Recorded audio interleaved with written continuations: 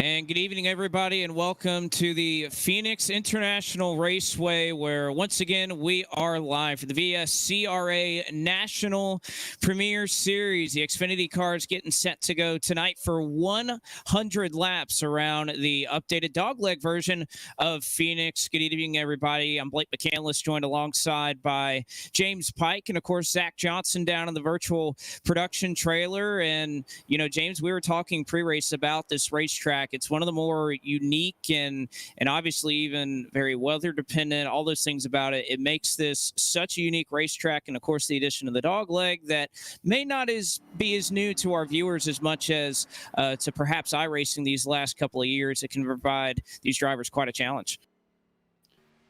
Can most definitely provide these drivers quite a challenge because this place is so unique amongst tracks on the NASCAR schedule. Yes, it's flat, but you have progressive banking. When they redid this track in 2011, you've got a dogleg that you could run all over the place. You've got a track that tends to be more temperature sensitive and tire wear sensitive than most of the places on the schedule. So this is a track much like Iowa or Rockingham in days past, where I think over the course of a long green flag run, it really is in the driver's hands to get the most out of these race cars, especially with this Xfinity Series package where it is high horsepower, low downforce. Best drivers over the course of a long green flag run are going to show themselves. You're going to see them move to the front. No, certainly, I agree with you 100% there. And, of course, we've seen a lot of the same drivers able to accomplish that regardless of the tracks that we go to. As we roll on here, just about 2 minutes or under is what we have remaining in our qualifying session right now. Up at the top of the board, no shockers there. 5 wins, 5 poles, and 9 starts this season. And his win streak finally came to an end last week at the Martinsville Speedway. But Mercurio, at least for the time, is at the top of the board. And even James, he's joined alongside by Ryan Vargas right now in row number 1.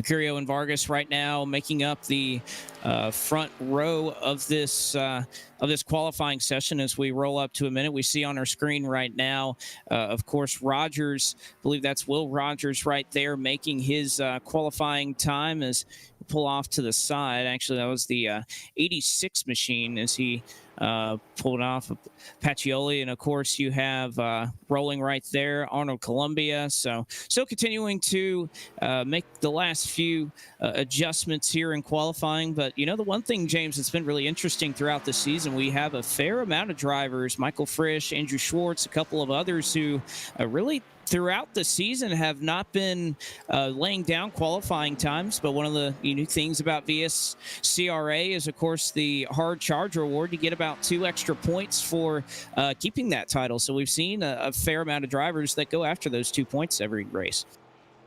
A reward for, shall we say, Matt Kensething it, as it were. Who was someone who, you know, time in and time again made light of the fact that he was not necessarily the fastest of qualifiers, but had the ability to drive through fields and race his way up towards the front. Also draws a little bit from the sprint car world and the late model world where passing points matter. Sort of where you get the idea of a hard charger award on pavement. And really one of the cool things I think that you see in competition here. It is, as qualifying has now wrapped itself up, and we'll go ahead and take a look at our full field rundown for tonight's race at Phoenix. It'll be Brian Mercurio once again.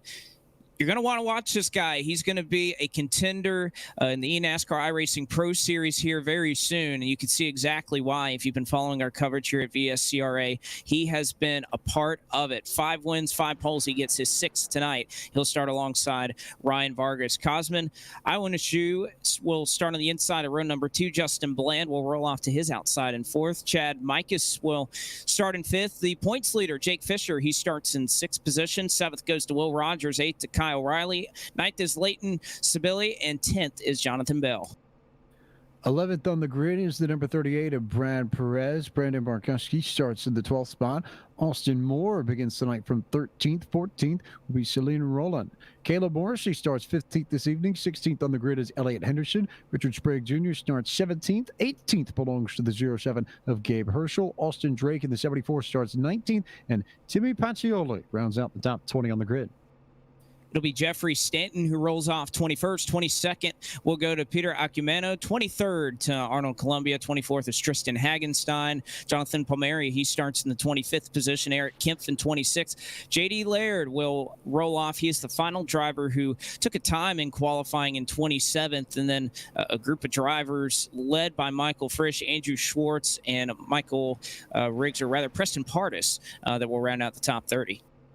31st on the grid is Warren Rosario. Ethan Stuckwich starts 32nd. 33rd will be the 40 car of Edwin Mendez. Benjamin Fanning starts in 34th.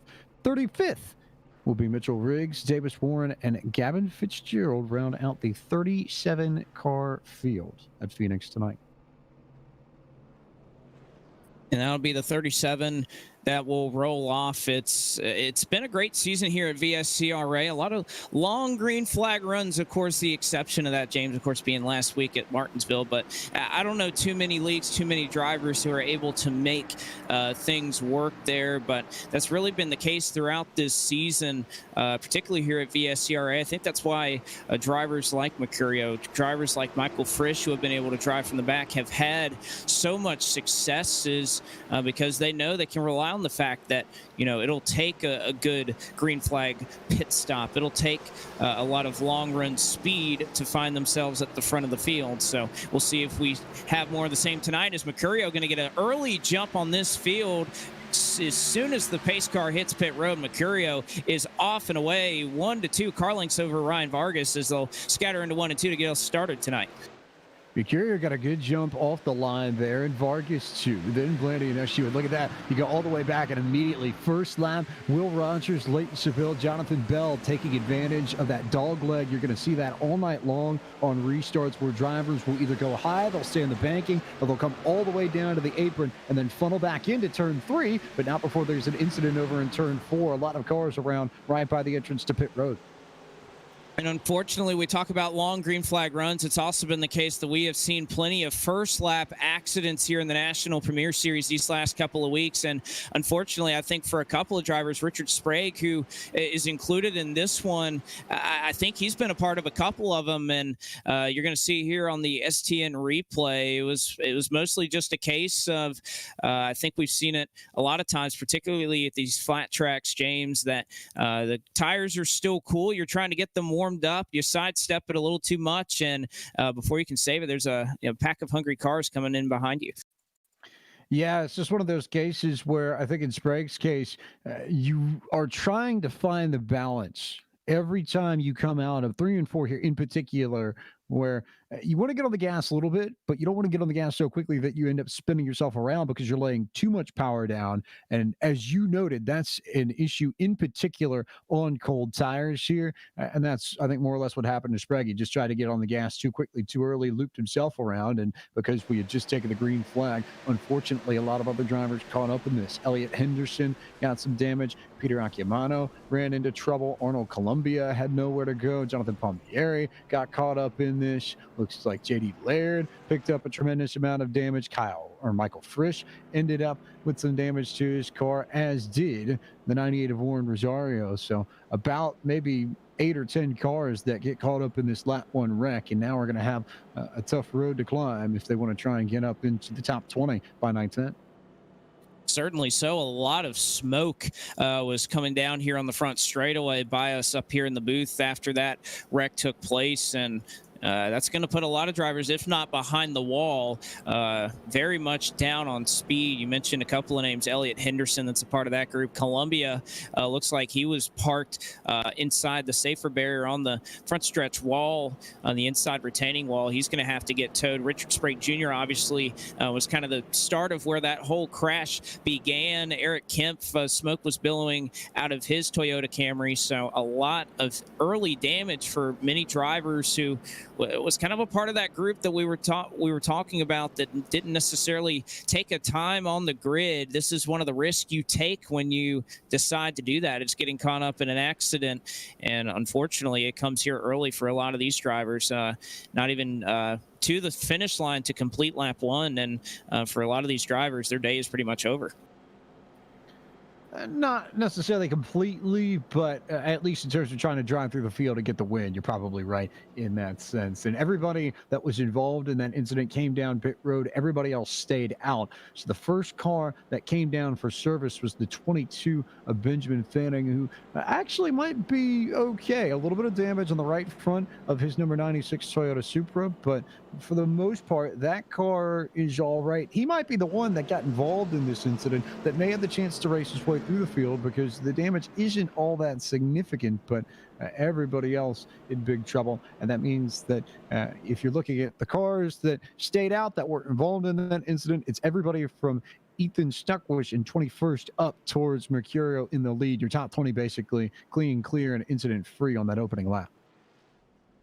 They're able to escape it. And as we often see here, and I think it'll largely be the case until we can get a longer green flag run, that many of the drivers are going to elect to stay out, keep their track position. Of course, we mentioned tire limits that have been introduced in iRacing and pretty much across the board.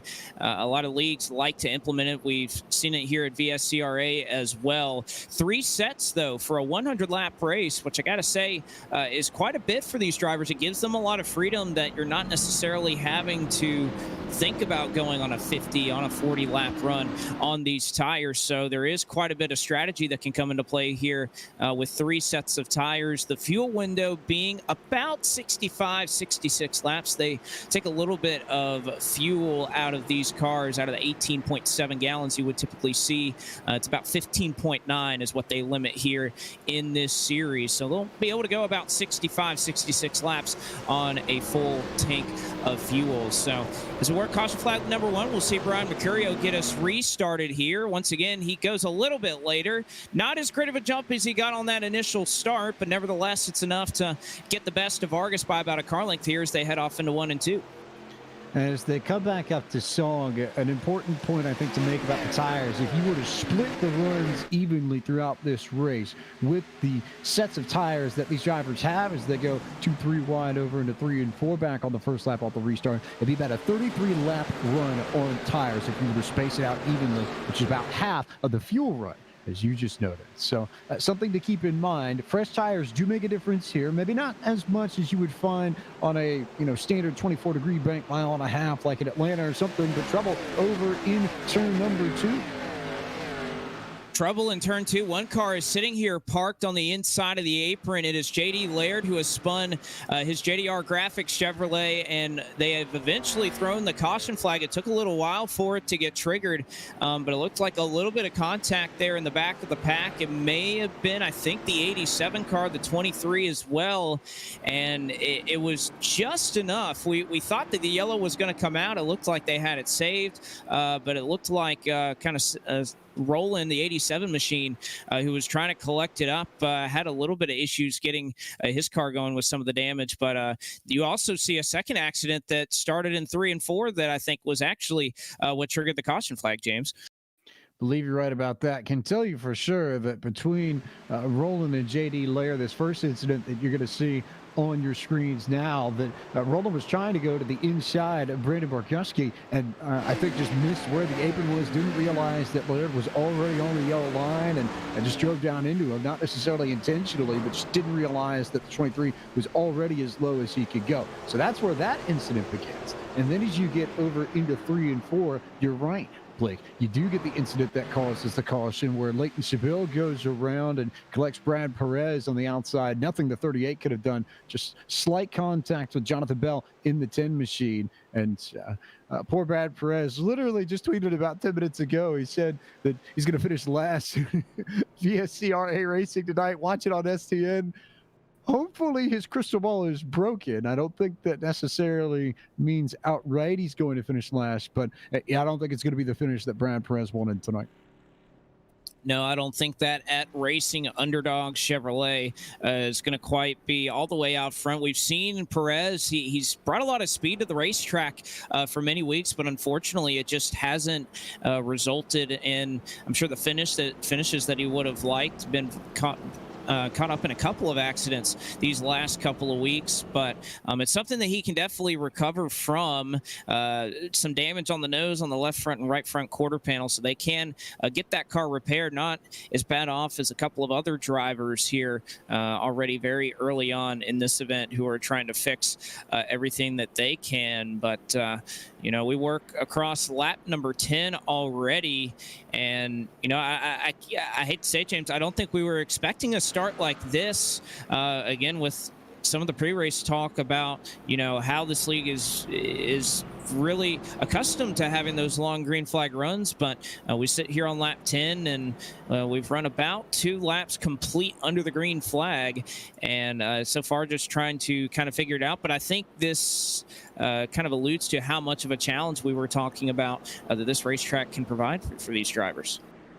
This place is a tough place to get around. It's not easy to do things and make things happen here. It's a tough place. It's a tricky track. It's one of the more difficult ones on the schedule, and maybe not necessarily obviously tough, but I think very much like Martinsville in that sense, where yes, it may be relatively straightforward in its shape, but you actually get to racing here and you begin to realize just how difficult it is to nail corner entry and in particular corner exit, because the center of the corner here at Phoenix is as long as you're going to find it anywhere on the schedule amongst the National Touring Series tracks. It is so long that you spend waiting to get back onto the throttle, and some folks end up getting a little bit impatient. Usually when you get impatient with that, you do one of two things: you burn the rear tires off or you end up spinning out.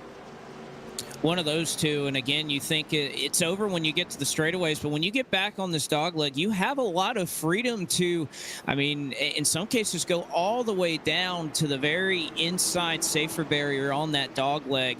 If just kind of that lap provides it. If you get off of turn 2 a little lighter, you have the opportunity to go all the way down there. But of course, with that, burning up the tires, using the right front to get down there, sliding through on that apron is something that we have to watch out for as well. Once again, Brian Mercurio will put us back under the green flag to start lap number 13, and it doesn't come without a battle that is brewing for position number 3 as they work it off of turn number 2. It looks like Jake Fisher, our points leader, going to try to escape with that, but he looks like Kyle Riley trying to move forward and battle for 4th there on the inside.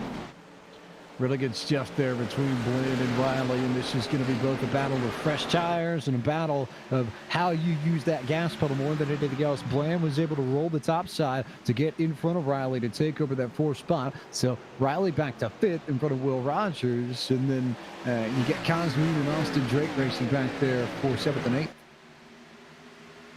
Splash and Go Graphics Chevrolet onward looking as he sees a 2-wide battle in front of him as Riley trying to work it on the bottom. And I think this is another thing that just makes this racetrack so interesting, is the fact that on the high side, we've seen a lot of these racetracks more recently where you either want to be on the bottom, you either want to be on the top when you're having a side-by-side battle. But here at Phoenix, there are advantages and disadvantages to both. You can see the disadvantage right there for Bland as he nearly got into the wall off at 2. Riley's going to be able to take advantage of that, and here comes Will Rogers now. So Rogers goes to the inside and gets around Bland. Here comes an SU underneath Bland to try and get the spot, and the 81 and the 65 will be door to door down the straightaway. But especially early in the run, you want to be where UNSU is, down there with the fresh rubber on the inside of this racetrack.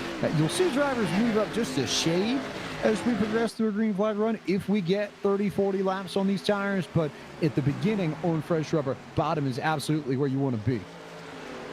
And it looks like UNSU and the 65 make a little bit of contact there in the middle of 3 and 4. Just kind of a harmless rubbing of the doors here as UNSU just slid up just a hair into the 65, and we'll see it once again.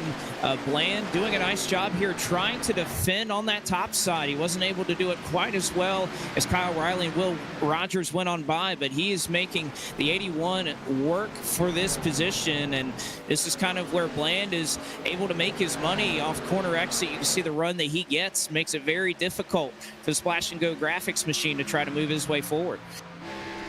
And I think the one thing I noticed between Bland and UNSU in the early part of this run, just with the way UNSU is coming up, in the middle of the corner. That 81 is driving into these turns deeper, and corner entry is far deeper for Iwaneshu than it is for the 65 of Bland, which may ultimately get him in front of Bland now.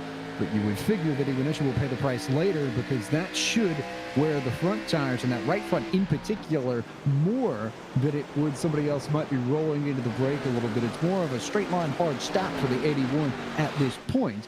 But that's also the reason why he's just been able to nose ahead of the 65 and take over the 6th position.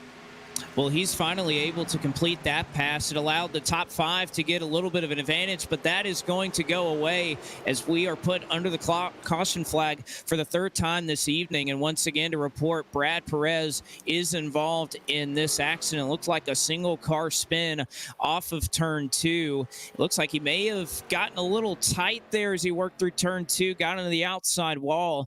As we'll see it here on the STN replay, single car accident, and it looks like just simply that, James. Perez, who is obviously already damaged and struggling with the handling of his race car, does enough to hit the wall, saves it, but obviously kind of spins that 90 degrees sideways. That is enough to trigger the yellow.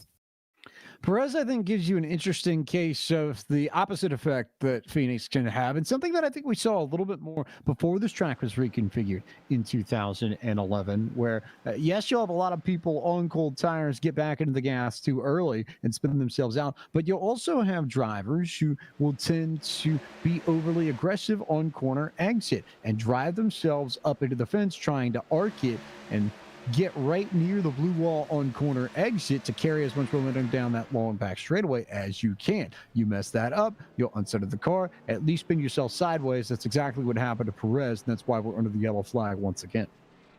And I think it's one of those things that has plagued drivers, not only in this configuration, but you think of even the older configuration of Phoenix, when you had even the opening, that gate that was kind of an opening on the back straightaway. It has always been an interesting corner, because turns 1 and 2, even with the reconfiguration, mostly the same off the corner, and obviously that's just always been a really tough one. You think about it was probably even worse back in the day. When you think about when you exit the corner now, you could take it a little soft, and you have a long dog leg down there to kind of save you if you lose a little bit of time. Well, obviously back in the day with the grass and the curbing that was down there, that was not an option. So obviously Perez trying to get everything he can. He gets into the wall. A big split in strategy here at the front of the field, as Brian Mercurio, the race leader, he elected to go down pit road. You see Ryan Vargas in the TikTok Camaro has elected to stay out, along with a couple of others, and we'll have to see eventually where this cycles out. But it seems like a fair amount of drivers at the front of the field, James, they decided to come down pit road. Mercurio comes off of pit road in the 5th position, so the top 4 are going to be on old tires. Interesting. I would think advantage Mercurio and everybody that just came down pit road, at least for now. But as we saw in the Coke Series finale on Monday night, if we get a run of late green-white checkers and someone saves tires for that particular point in the race, you may end up in a situation where one of Vargas or Fisher or Rogers or Herschel ends up in the better position, and then it just becomes a question of whether or not they can use the fresh tires to make up the ground. No, I think you're certainly right. We saw how much that extra set of tires came into play, and not only with the championship, obviously Nick Ottinger was able to take advantage of using that set of tires to win, but it had some major implications throughout the Coke Series as well. I think anybody who saw a clip of, it was Casey Kerwin who restarted, I think it was all the way back in 28th, if not 29th, and runs up about 20 positions on a green-white checkered, and because of that was able to stay above the top 20 cutoff to get relegated back into the Pro Series. So we've seen that saving that set of tires, which of course at a track like Homestead where the tires are very important, is certainly noting, but I think that's the case here at Phoenix as well. So we'll see how these top 4, it is Vargas, Jake Fisher, Will Rogers, and Gabe Herschel who elected to stay out on old tires. Mercurio and Benjamin Fanning, the first two off of pit road, they took 4 tires, and we're going to see how that plays out. Vargas going to get us restarted here, lap 24, as we're nearly at the quarter-way mark here, and we'll see the difference right now. Vargas into 1 and 2, and you'll see very shortly Mercurio try to work around the slower traffic as he's going to go all the way back down to the bottom of the dogleg to try to make some moves. He went right down to the bottom and is going to make it look easy to clear Gabe Herschel. Now to the inside of the flying Hawaiian Will Rogers, and now it's just Jake Fisher and Ryan Vargas who are going to try to go to the inside, but Mercurio with that fresh rubber, he could go left, he could go right, he could go pretty much anywhere, and as long as he gets alongside either one of these two in front of him, he'll have the fresh rubber to maintain the bottom of the racetrack and go. That's exactly what you're seeing here, is it goes all the way to the bottom of the dogleg to get Mercurio, and Vargas is next in line as Mercurio continues to race his way back towards the front. And amongst those drivers that took new tires, there was a bit of a shakeup here as Kyle Riley was one of those drivers that also came down on lap 20 as he gets contact with Cosman, and it looks like, oh, that's going to be the entire field here on the entrance of turn 1. A huge wreck as it'll collect 5, 6, 7, 8 cars. You see the 10 machine up and over, and on his roof is Jonathan Bell. JD Laird is involved with it, and it looks like contact between the 62 and the 81. I was just going to talk about Riley slipped up a little, got a little loose off of 2 that really stacked everybody else up here that had those fresh tires that allowed Mercurio to get away. But oh golly, are there going to be a lot of drivers who are wrapped up in this one? It's a tough one, I think. Iwanescu on the replay that I see just overdrove the corner a little bit, though. There were about 3 or 4 drivers around him that were sideways. Austin Drake was dirt tracking it on corner exit, but Iwanescu, you see the replay on your screen, just sort of overcorrected out of the corner, gets into the side of Riley, who bounces off the 81 and then tries to catch the car, but not before he hits the wall of the front straightaway. And it's once we get there, as you see the accordion effect begin to take place. Looks like Tristan Hagenstein was the one who had nowhere to go. He gets into Gabe Herschel, who gets into Timmy Pacioli, and then it's on from there. Look at all these drivers that get swept up in this. Justin Bland had nowhere to go. JD Laird in trouble. Jeffrey Stanton in trouble as well. Jonathan Bell, you mentioned, up and over on his roof. Brad Perez got some damage in this. Looks like Benjamin Fanning was involved. Maybe, just maybe, ever so slightly. Preston Pardis, you could say, snuck through all this, but got a little bit of rear end damage, it looks like, to his number 90 machine. So again, about 10-15 cars caught up in what has been a very start and stop race at Phoenix so far. It has been. Michael Frisch kind of included in that, the list of drivers who collected damage in that accident. But of course, we want to remind you that the Racing Experts is your place for NASCAR, eNASCAR, and other motorsports news. For more information on how you can keep up with all your favorite iRacing series, visit www.racingexperts.com today. And you know, we kind of flipped the script here. We were talking about tire strategy for that last run. Well, now it kind of flips on its head a little bit, James, that we were going to see how long those drivers that were out on old tires were going to be able to fare. They don't have to run too many laps under the green flag, but now it's going to be Mercurio who's on the defensive. We saw several drivers, most of which stayed out under that last caution flag. They came in this time, so they're going to have the advantage by a couple of green flag laps on fresher tires, and maybe that's the advantage they were looking for. They just thought maybe getting a quick caution, they were going to be able to take advantage of it. And everybody else behind them came down pit road as well. So you wouldn't think maybe 6 or 7 laps would be too much, but it certainly, I would imagine, plays into Barkowski and Vargas and Fisher and Rogers' hands in particular. Even Stuckwich, who's right there in 11th. Warren Rosario at the damage in 12th after the way this has panned out. So he's rallied nicely. And Benjamin Fanning, who was caught up in those first 2 incidents, it gets a little bit dinged up once you get past the top 10, but they're certainly not out of contention for at least a solid finish. The question, though, is who has the speed to keep up with Brian Mercurio? He's been the fastest car in the opening 30 laps of this race and has been largely unchallenged in that respect. Maybe, though, with the sun going down, the moon coming up, We'll wait a little bit to see who leaves here with the cup tonight. But you are going to see the track transition from sunlight into darkness, and track temps should come down. They've already started to drop a little bit from when we took the green flag. It was 90 degrees Fahrenheit air temp, 94 degrees Fahrenheit track temp when we started. It's down to 89 degrees air temp, 91 degrees track temp, and that will continue to come down as the sun goes down. So this track is going to tighten up. These cars are going to gain more grip. Should make it a little bit easier to control these things, but also might, maybe, save some of these drivers on the older tires in particular.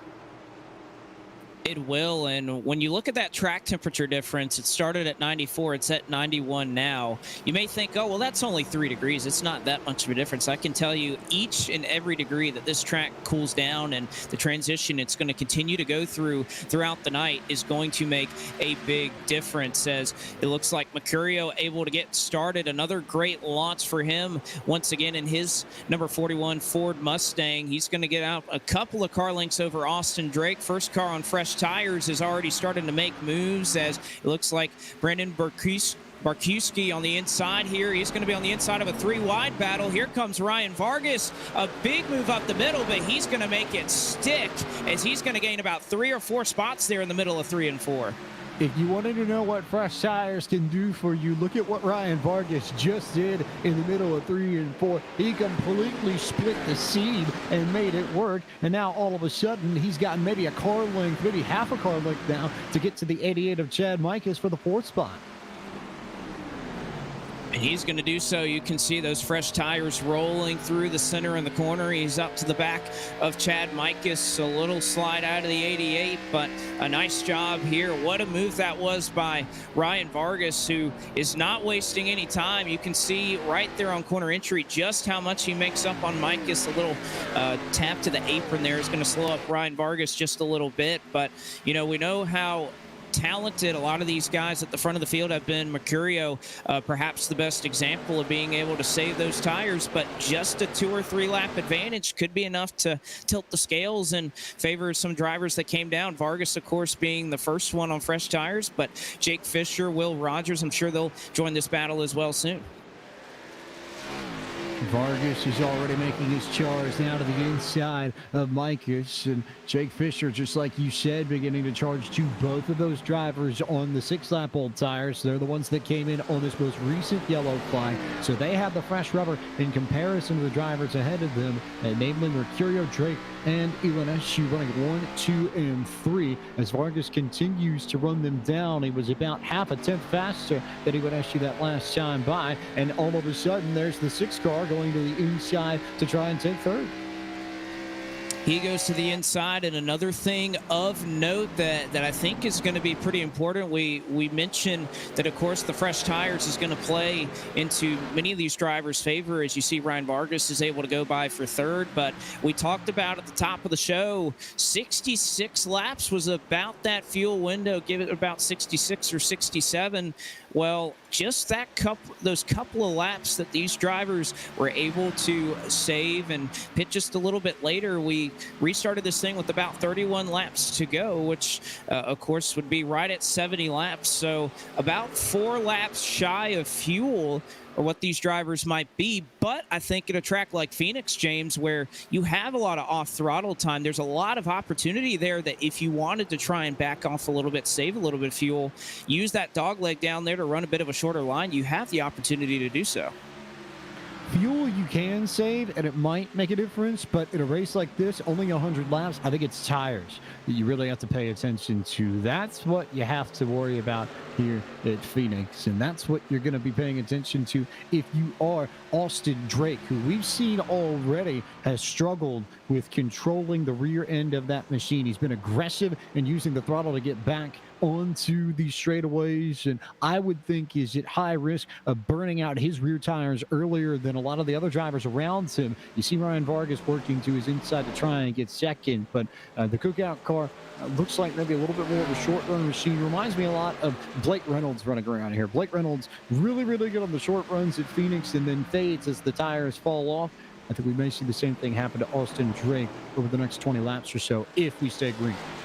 Well, and Drake, if you remember a couple of weeks ago at Kansas, nearly played spoiler, and we saw a lot of the same out of Austin Drake. Incredible short run speed that nearly won him the race at Kansas, but obviously, if the runs went on long enough, it tended to favor Mercurio, who eventually ended up winning that race. So Drake once again showing that short run prowess, but on the old tires, he's getting eaten up right here as he gets in deep into turn one, nearly gets into the outside wall as he slides up a couple of lanes. That'll allow Will Rogers to go by. So I think you're exactly right, James. The handling's going away on that cookout machine as he's got another couple hungry drivers on fresher tires directly behind him. Iwanishu is obviously on the same kind of tire strategy as him. Micus is as well, but you have the 48 of Barkuski that's back there in 8th, and Stuckwish that's back there in 9th. That it seems like they're kind of playing the more conservative approach, rather the flip side of Argus, who is trying to chase down Mercurio and challenge for the race lead.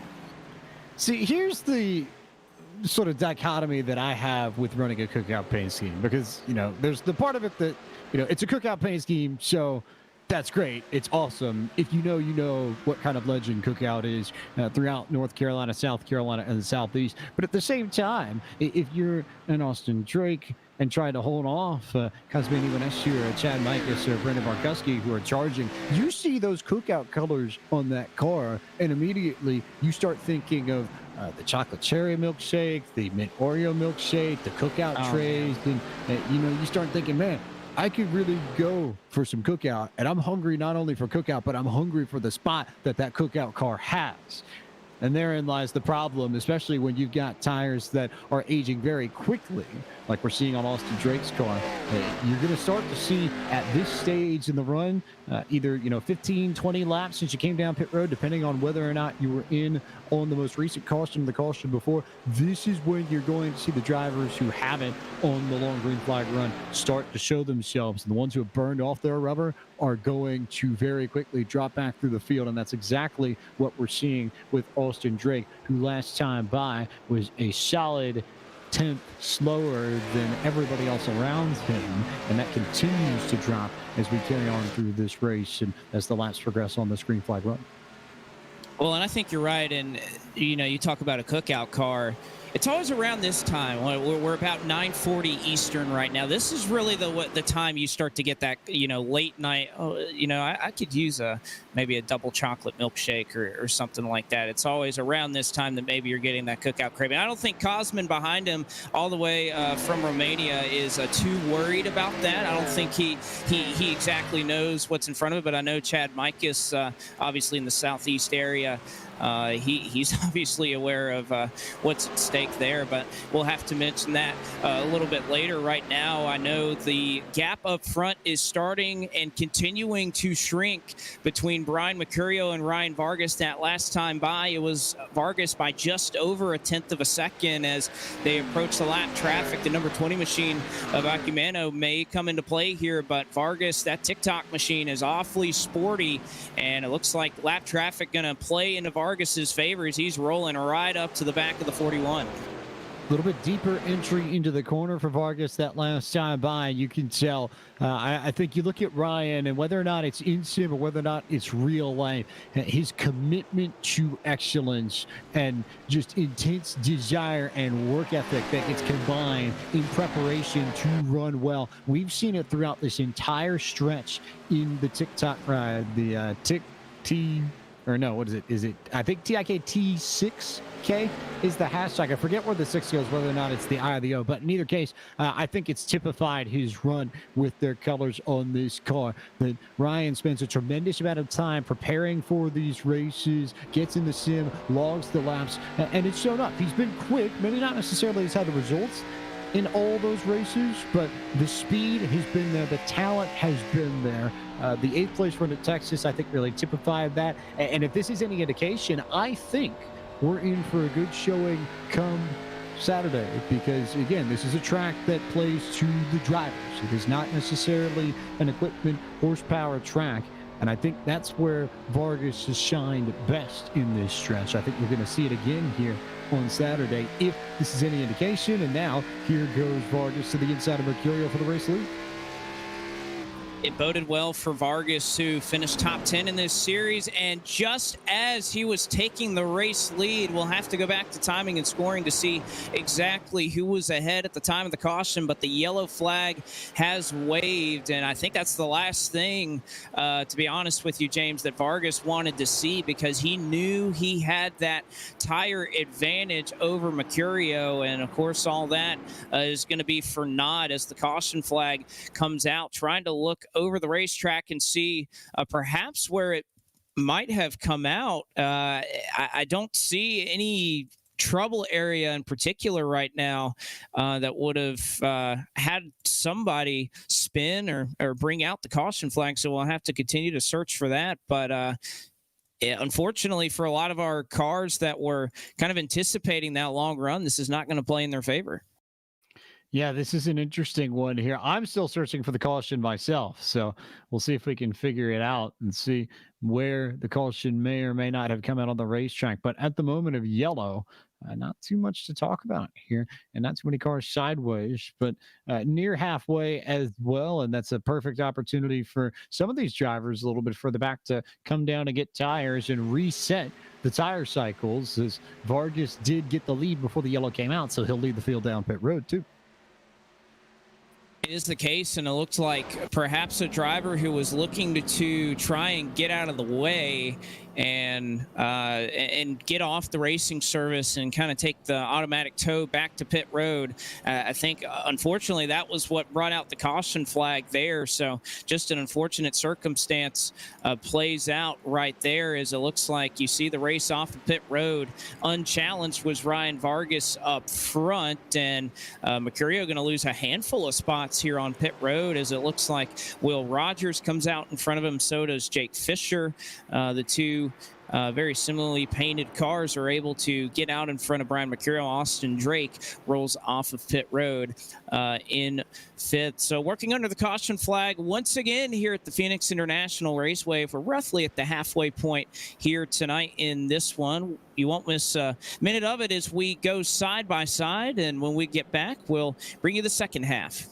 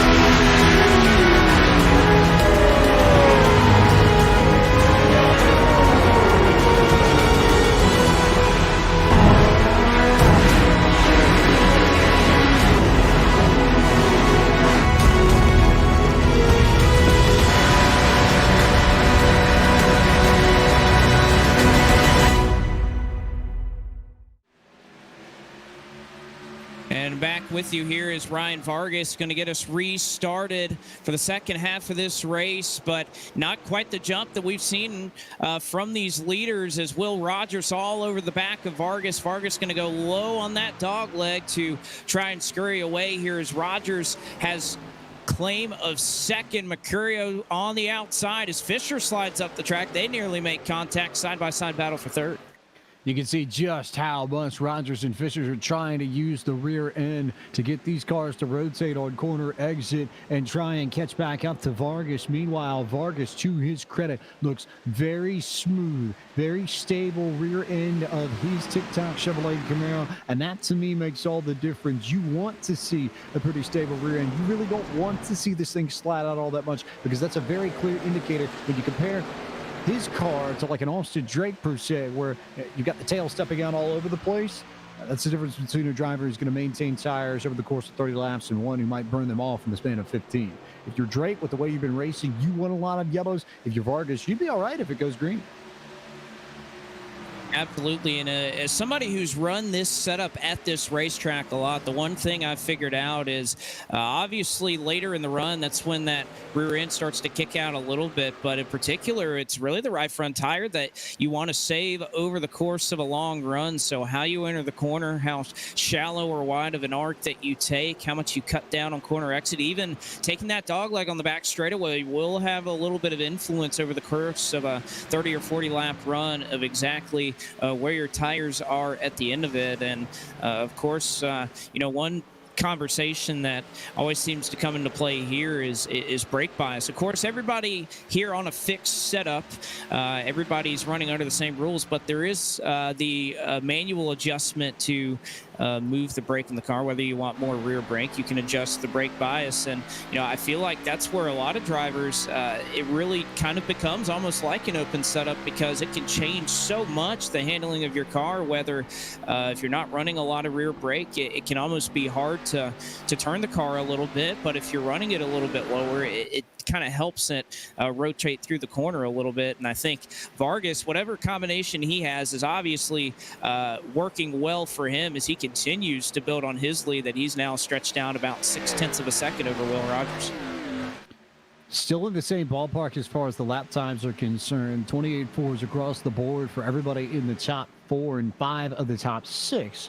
But inch by inch by inch, you're going to see it. And I think biggest thing we need to watch again is just the way these cars look on corner exit in particular, and how much wobble you'll see in them. Some of these, if you get really close to them, they'll sort of sway to the left and to the right. That's evidence of tire wear. That's evidence of pressing the rear tires a lot.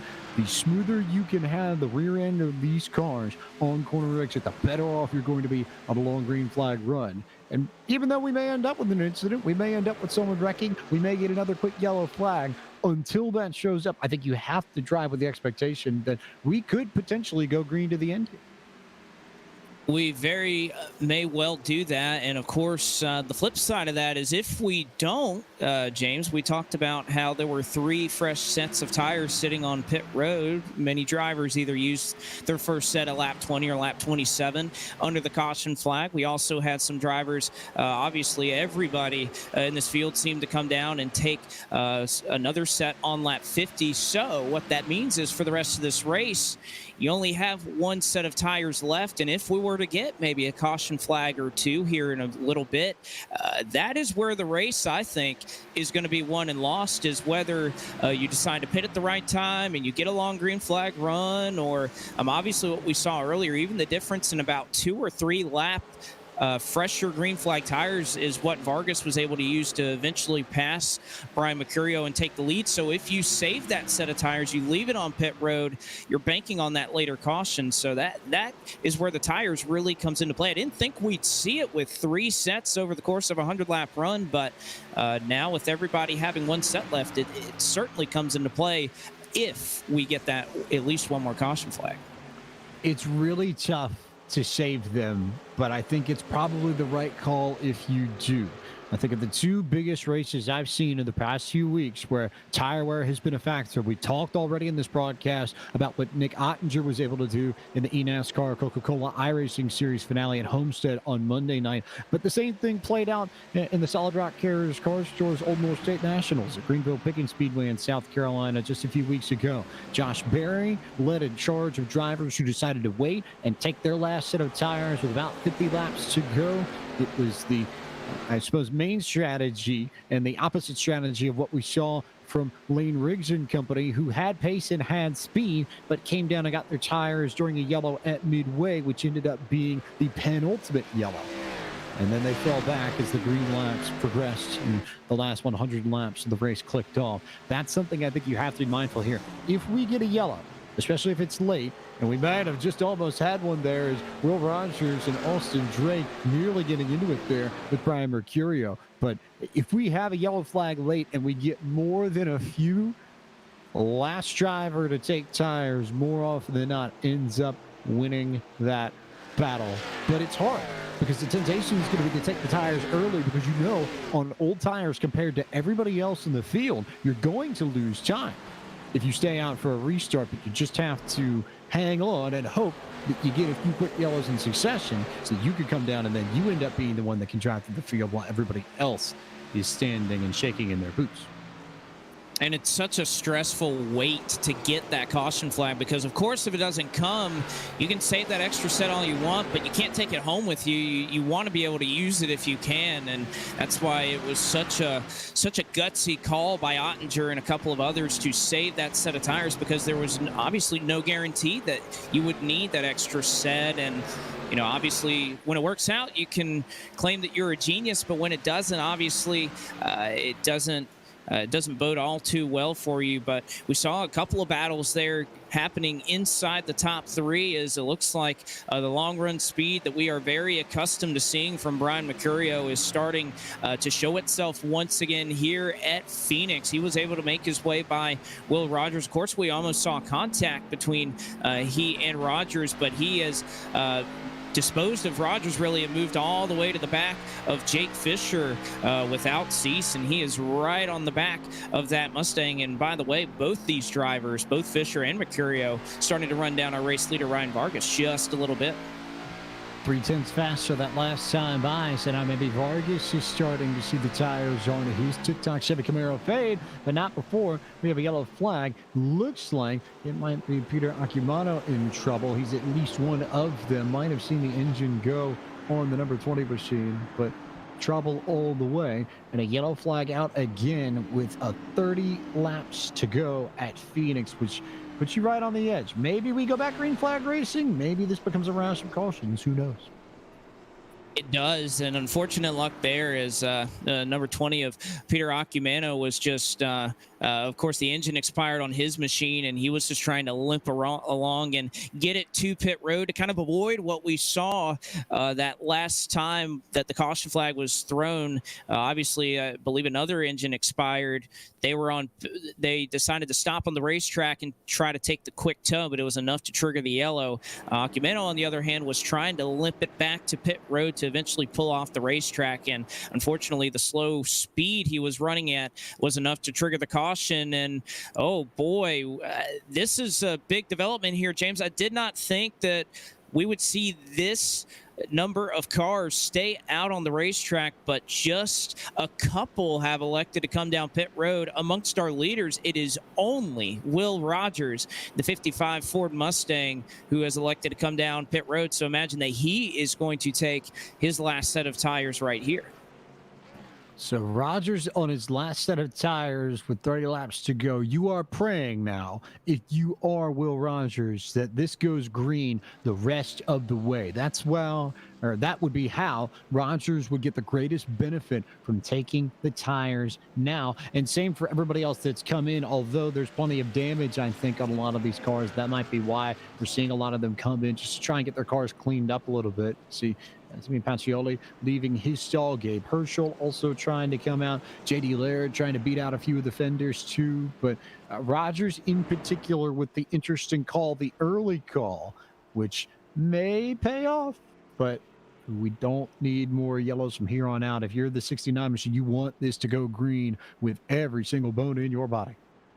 You do, and I think if you're one of those damaged cars at the back of the pack, James, I don't think I would blame you for taking tires in this situation. You have to think you're already losing maybe a tenth, maybe another tenth or two off what the leaders are running, and if you can kind of take the gamble here, you really have nothing to lose. You obviously don't have a race car that's capable of keeping up if everybody is on an even strategy. So I think if you are somebody who doesn't have the damage or doesn't have the horsepower to quite compete with everybody that's up here, why not take the gamble to get 4 fresh tires right now and maybe have that kind of make up some of the difference here to try and run these guys back down? It could net you a couple of spots, and if you get it wrong, you really have nothing to lose at the end of the day.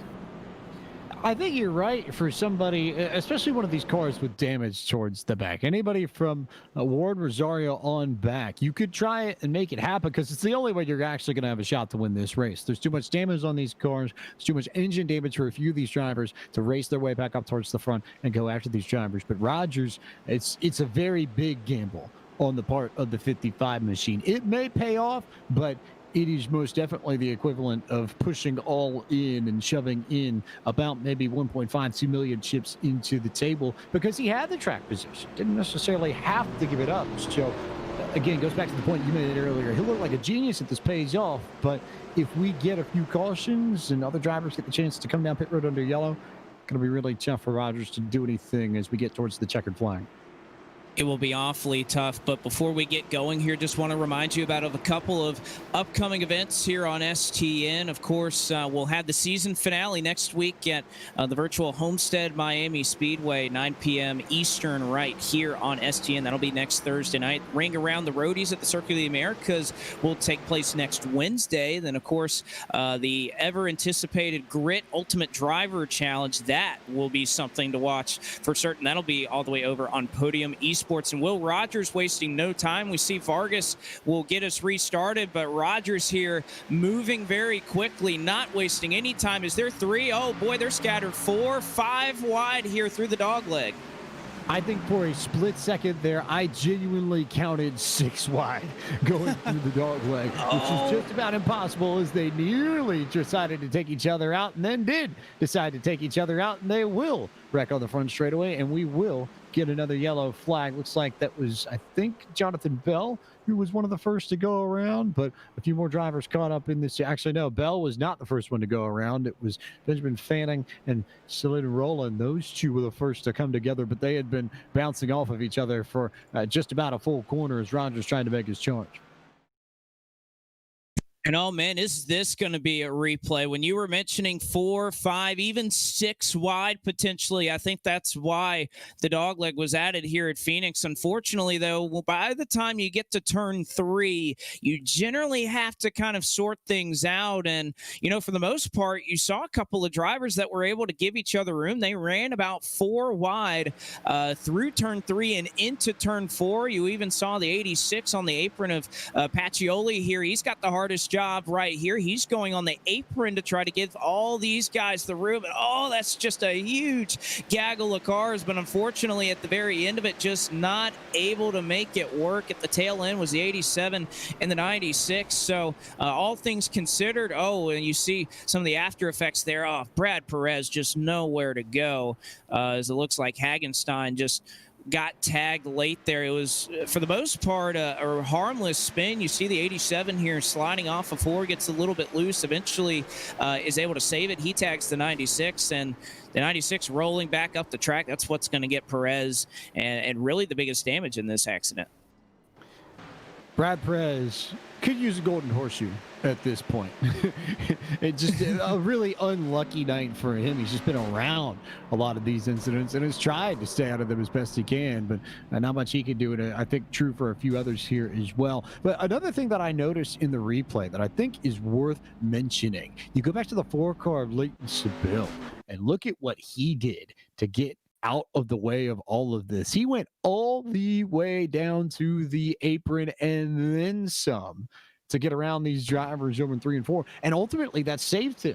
You're watching here on the replay. Watch that 4-car go practically within maybe a lane or two of the wall and dirt track it. Just missed the pit road attenuator, but ultimately he had to do that because if he had been on the racetrack, he would have been right alongside the 96 and the 87 that got caught up in this wreck, and he probably would have been the 3rd car on the outside of Benjamin Fanning, who I think in all certainty probably would have been head on into the wall in the front straightaway and would have left the 23 machine of JD Laird with absolutely nowhere to go. But you can do that here at Phoenix.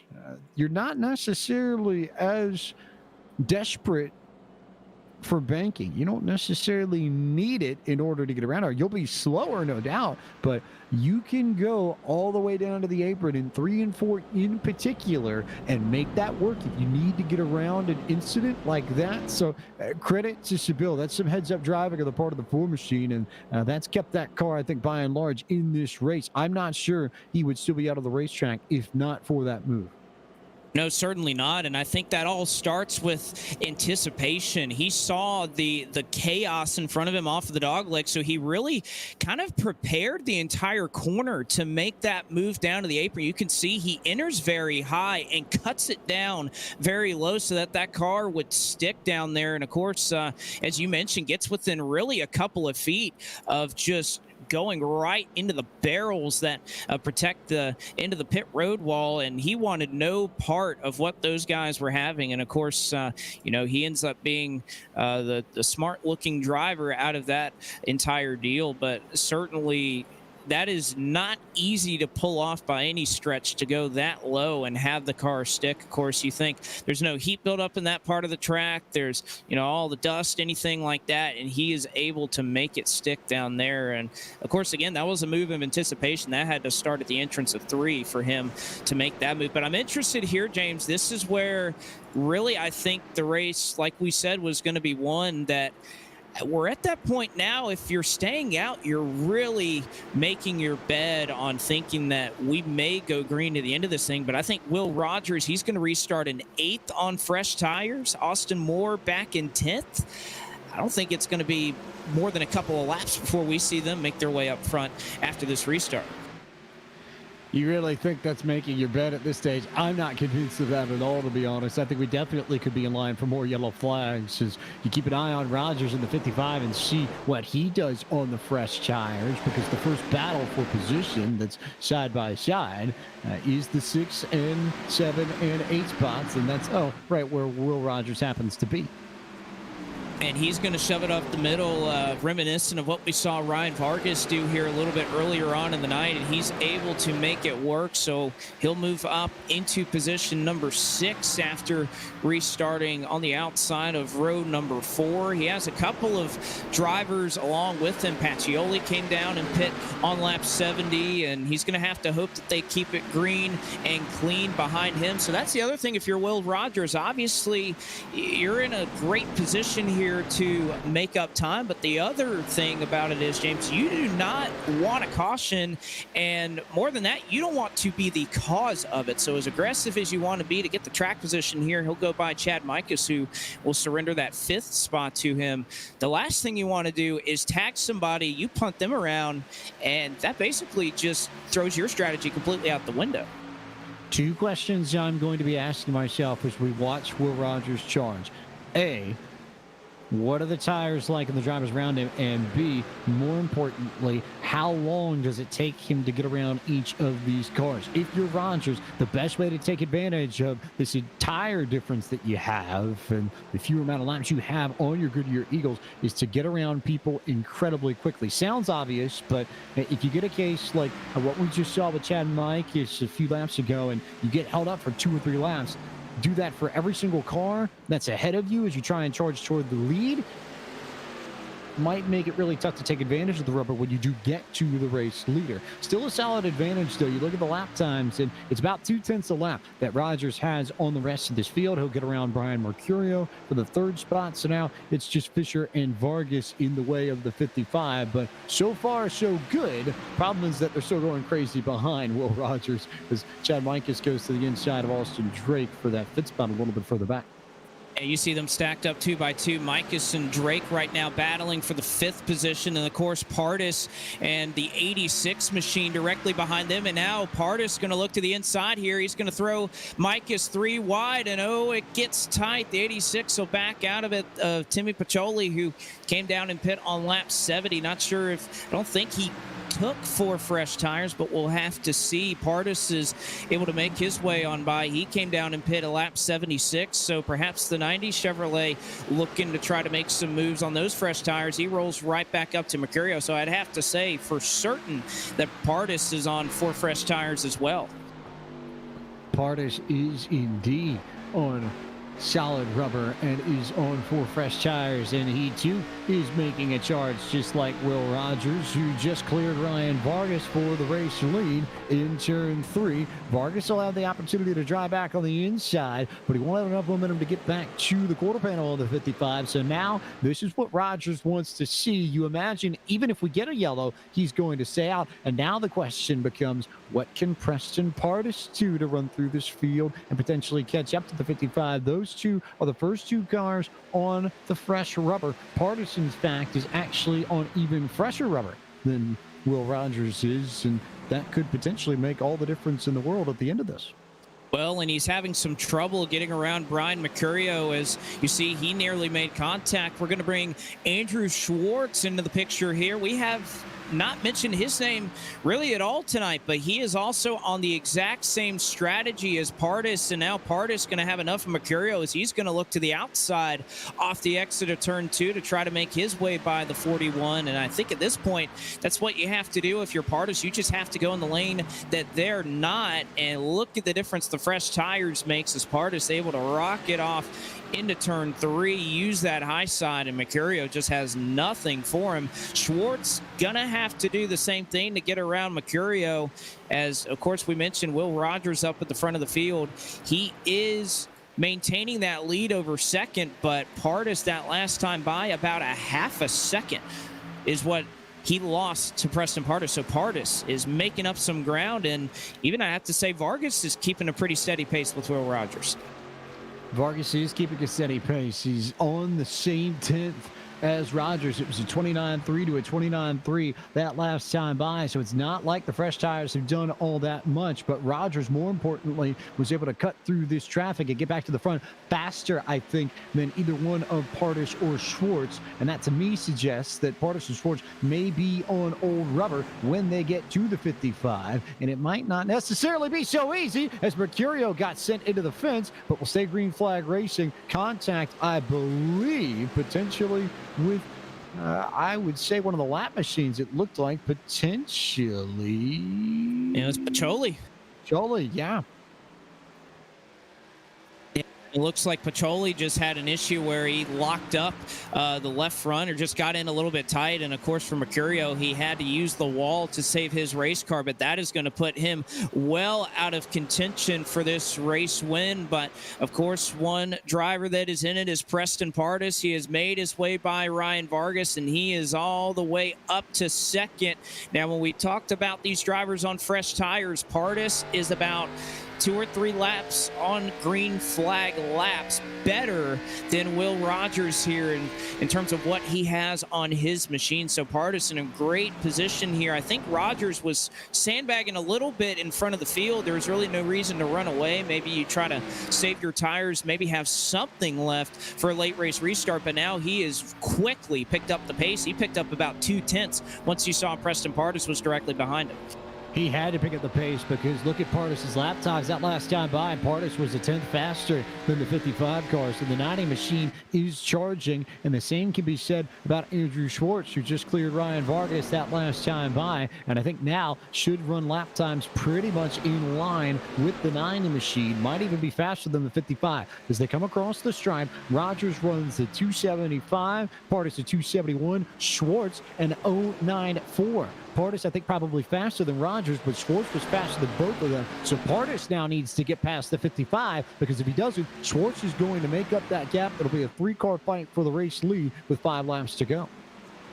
Of course, that is assuming that we do not get another yellow flag, and that would really flip the script on these drivers and allow a bunch of others to come into play. So we'll cross the stripe this time. 6 laps to go. It is Rogers, it is Pardus, it is Andrew Schwartz, who once again cuts about a 10th out of the advantage, 2/10 rather, out of Will Rogers. So this could be a 3-car battle that is brewing here at Phoenix, and will come around this time to take 5 laps to go.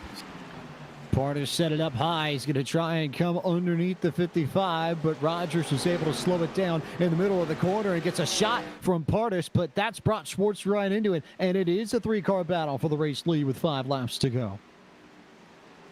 It's able to work at the back of Pardis as they made contact through 3 and 4. Now off of turn number 2, give the advantage to Preston Pardis. A great corner exit, trying to cut down to the dog leg to make up as much time as he can. But Will Rogers has really turned up the heat. He has really come to life here these last couple of laps, trying to make it as hard as possible for Pardis to catch him. 4 laps to go, and they're about dead even that last time by. Pardis was the 10th faster, and now the question becomes, if you're Schwartz, do you have any opportunity to try and get both of these two, or do you need to wait and try and let Pardis create a hole for you underneath Rogers and then race the 90 car for the win? It's tough now for Schwartz. There's an opportunity there, but I think it might involve seeing at the 55, the 90 get into it as Rogers left the door open, but not quite enough for Pardis to jump through to it. 3 laps to go at the line. A tough entry there for Will Rogers, who tried to get as much as he could, and he left the door open for Pardis for just a split second before shutting it. Here off of turn 2, 3 laps to go. Pardis going to have a slight run. Rogers going to go all the way down the dog leg to try and halt any thought that Pardis can get by. Pardis hard into turn 2. Rogers will slip up, and you see the gap is continuing to shrink all over the back bumper. The 55 is the 90. They'll take it to 2 to go this time. The 55 cannot keep that car down to the bottom the way the 90 can. The question is when the 55 checks up in the middle of the corner to keep the 90 from getting underneath them, does Pardis uproot the rear end of that space station giving Ford Mustang and move Rogers out of the way for the race lead? And of course, if they get to the white flag, we'll see it through to the end, and that will let these drivers settle it out amongst themselves. Off of 4, we're going to get to the white flag. One more trip around. Does Pardis have anything for Rogers? Will he get into the rear of Rogers? Will he make the bump and run in 1 and 2? It won't come here, so he'll have one shot over in 3 and 4 to make this happen for the race win. And a little bit of contact off at 2. It checked up Pardis, but now into 3 and 4. Rogers going to go low. Pardis is going to go high. Will he put the bumper to him? He does. Contact made. Pardis going to go to the apron to try to make the pass, but it's not going to be enough. Rogers is going to be able to hang on, and he wins at Phoenix.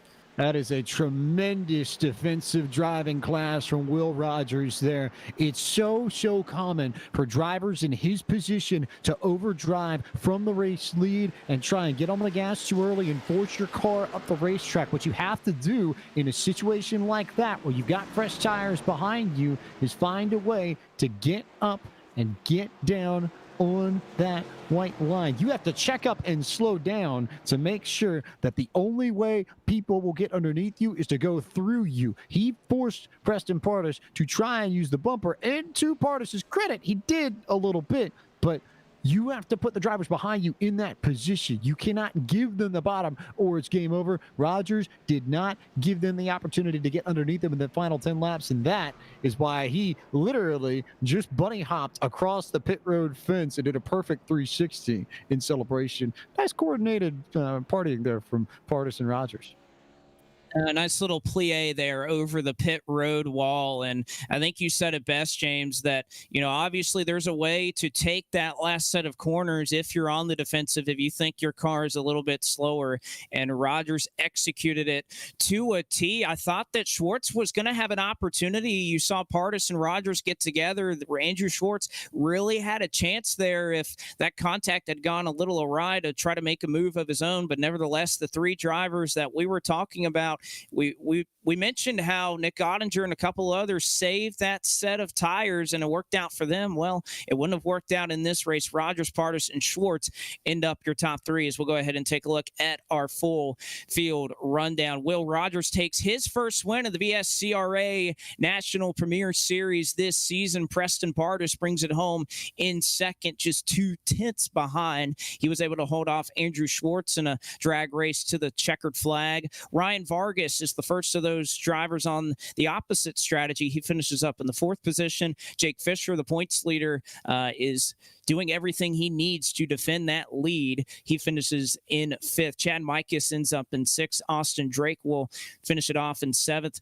Selin Rowland will finish off in 8th. Cosmin Ionishu will finish in 9th. And Timothy Pacholi rounds out the top 10. 11th tonight with Ethan Stuckwich. Warren Rosario finished in the 12th spot. 13th went to Brandon Barkowski. J.D. Laird with a nice rebound finish to come home in 14th. 15th went to the 24 of Austin Moore. Gabe Herschel ran in 16th this evening. Benjamin Fanning came home 17th tonight. 18th went to Jonathan Palmieri. And Brad Perez and Brian Mercurio completing the top 20. Fortunate run there for Mercurio, who was in contention late, 21st. These are the cars that are a lap down. So Mercurio, the last car on the lead lap. Leighton Sibilli in 21st. 22nd goes to Eric Kempf. 23rd finishing was Tristan Hagenstein. 24th goes to Elliot Henderson. 25th, Jeffrey Stanton. 26th, Peter Acumeno. 27th, Jonathan Bell. 28th was Justin Bland. 29th, Michael Frisch. And Kyle Riley finished in 30th. 31st was Caleb Morrissey. Auto Columbia 32nd this evening. Richard Sprague Jr. 33rd. 34th went to Edwin Mendez. 35th effectively to Mitchell Riggs. Davis Warren and Gavin Fitzgerald complete the 37-car rundown for this VSCRA National Premier Series event from Phoenix Raceway.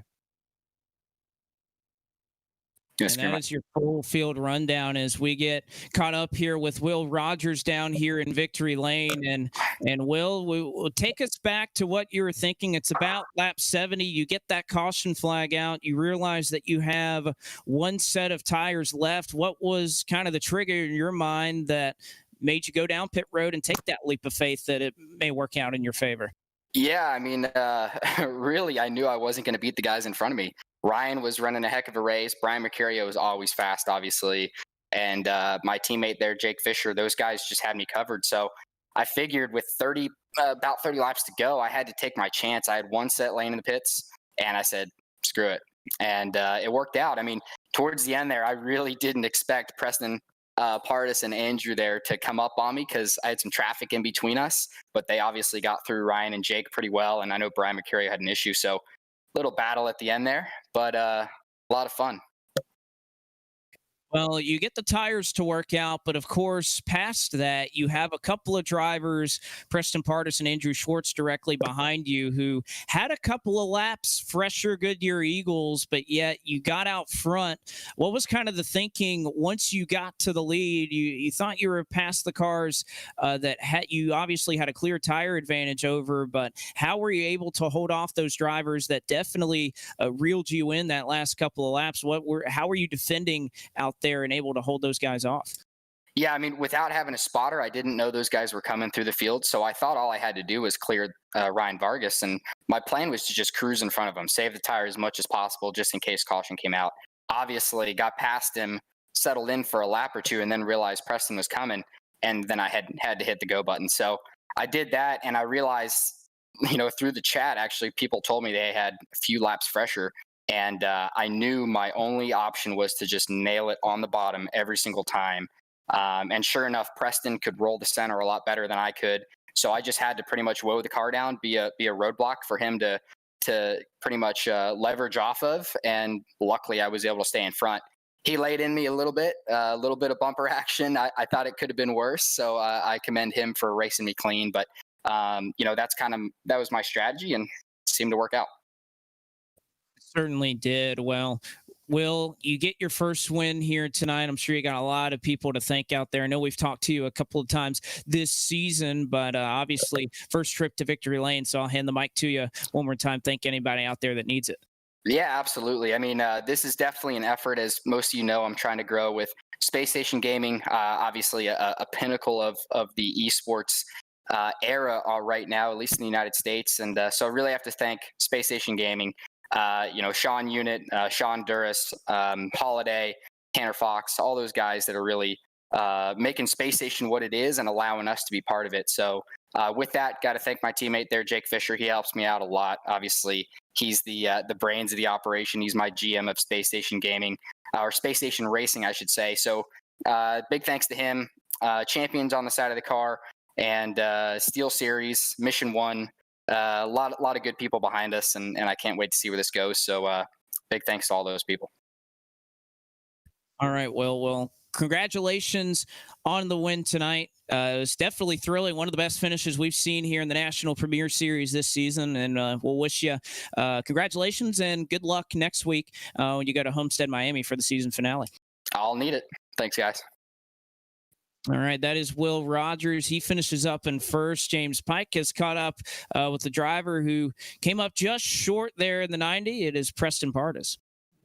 Peabody now joins us in the booth. They spec me on a national champion in SCCA off a win at Road America earlier this year. And now with the runner-up finish tonight at Phoenix and Preston, it was tight. I figured you were waiting for the moment, perhaps, that Will would overdrive and run up the racetrack. But did you have anything for him? Were you just trying to avoid using the bumper? That moment clearly never came, but was it really a matter of speed or patience or, just trying to do the right thing?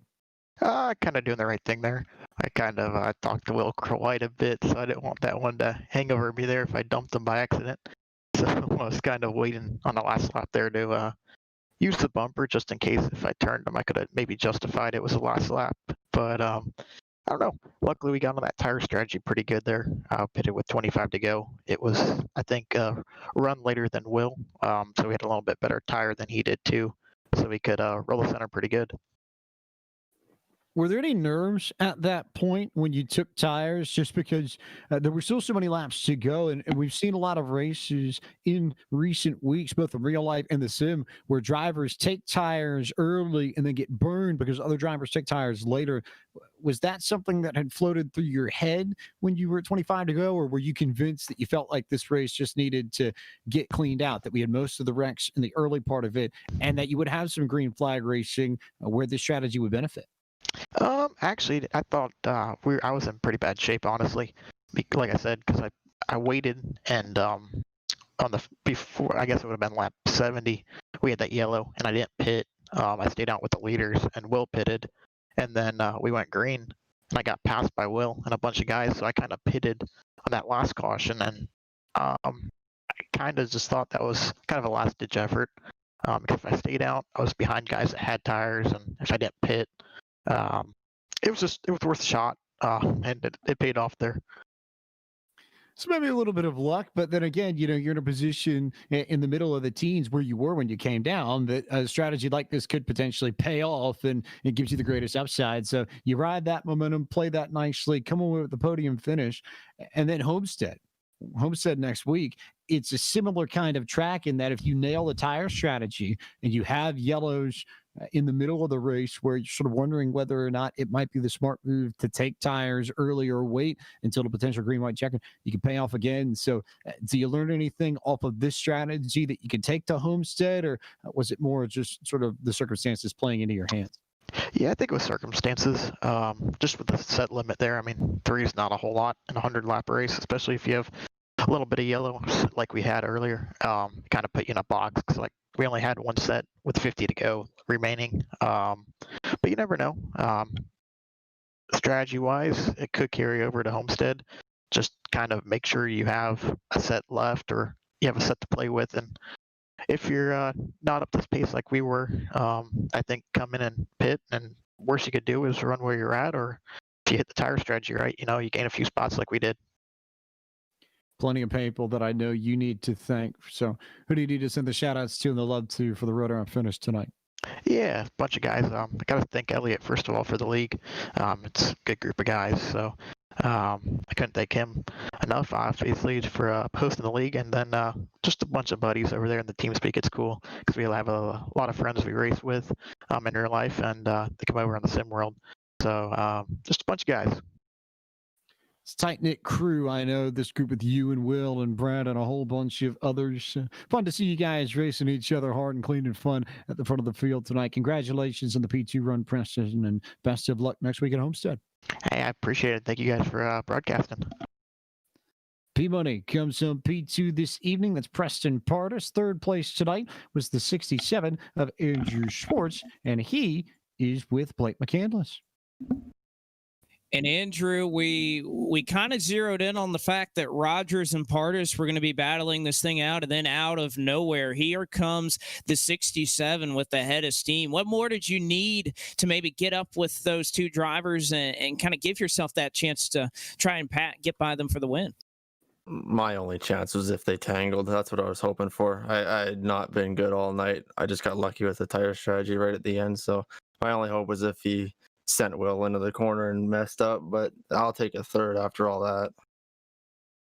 Well, you mentioned a track like Phoenix that maybe is not to your liking, but so obviously you decided to go the opposite way, take a gamble on that tire strategy. But of course, you know, the name of this race was a little bit of attrition, much like we saw at Martinsville. We saw you kind of in the center of that, kind of talk about trying to get through some of the chaos that we saw early on in this race that saw a good portion, about a third of the field, not even see the checkered flag in this one. I got lucky with that. I decided to sit at the back and try and go for the fastest lap since there's a bonus point for that, and I think I got it. But so that kept me out of most of the trouble. But those late restarts with everyone on the different tire strategy, that was a little intense, especially with everyone cutting the dog leg on the backstretch, not knowing who's going to come up and if we're four wide or not. Like there was a couple crazy scenarios, but yeah, I got down low pretty quick and was able to pick them off one by one there. Well, and obviously, Andrew, we have one more opportunity left. Homestead Miami Speedway. Obviously, you came home second at Texas, second at Las Vegas. It seems like those banked mile and a halves may play in your favor. How are you feeling about Homestead next week? I enjoy that track. It's been pretty good to me. I learned a little bit from FTF the other week.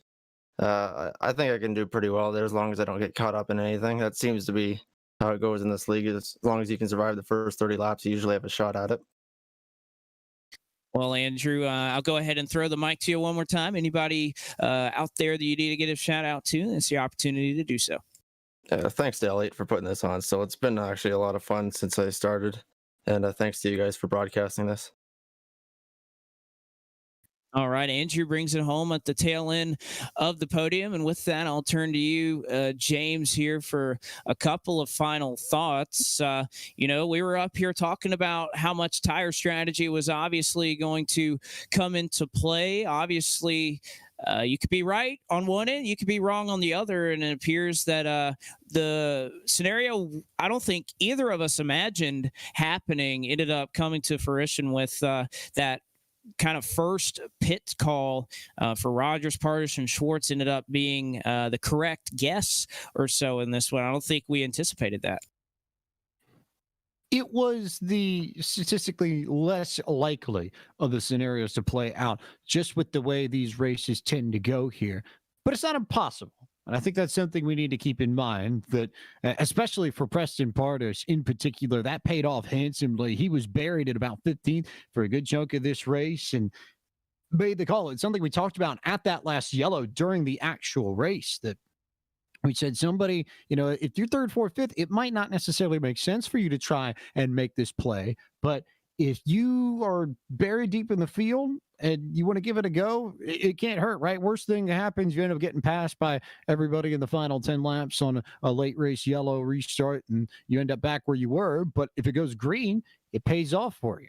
So, you know, credit to the drivers in the back for trying what they had to do, at least giving it a go. You end up with a little bit of success, and it's something that we could see at Homestead Miami, which is a little bit different, but still similar, I think, in terms of the dynamics and the way that fresh tires matter, in the way that controlling the rear end of the car matters. You've got a little bit more banking to help you out. It's maybe a little bit more straightforward than what you see here at Phoenix, but it's not impossible to take a similar kind of strategy that you would have here in the desert and bring it down to South Florida and make it work. And that's something we'll be watching for when we get to Homestead in Miami next Thursday night.